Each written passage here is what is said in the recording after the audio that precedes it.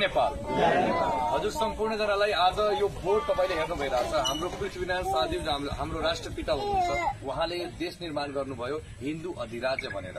त्यही आज हामीले एउटा अभियान अन्तर्गत हरेक गाउँमा हरेक बोर्डरको साइडमा हामीहरूले एउटा अभियान चलाएको छ। त्यसमा मैले अनुरोध गरेको थिएँ अनिल दाईलाई कि तपाईले मलाई सहयोग गर्नुहोस्। पर्सा गाउँपालिकामा हजुरले एउटा बोर्ड बनाउनु पर्यो हिन्दू अधिराज्यको लागि भनेर।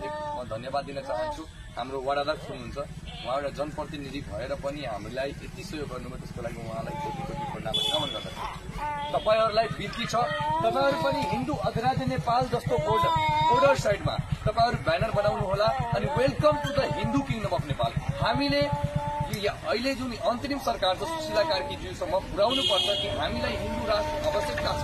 हाम्रो देशमा अन्तिम आवश्यकता भनेको हिन्दू राष्ट्र छ, किनभने 150 करोड हिन्दूको एकमात्र देश बनाउनु छ। 150 करोड हिन्दूलाई यहाँ भित्राउनु छ, हाम्रो देशको अर्थव्यवस्था परिवर्तन गराउनु छ। जसरी हामी माथि आक्रमण भयो, जसरी मदरसाहरू बढिरहेछ, जसरी चर्चहरू बढिरहेछ, त्यही भएर हामी हिन्दूहरू एकजुट हुनको लागि हामी ठाउँबाट हामी युवाहरू यो हिन्दू अधिराज्य नेपाल बोर्ड लगाइरहेको छु। तपाईहरु पनि बिन्ती गर्न चाहन्छु, आफ्नो गाउँमा आफ्नो पैसा लगाएर यस्तो बोर्ड लगाउनुहुन्छ अनि जाति और पार्टीलाई गरौँ बिदाई हिन्दू हिन्दू भाइ भाइ, जाति और पार्टीलाई गरौँ बिदाई, जाति और पार्टीलाई गरौँ बिदाई।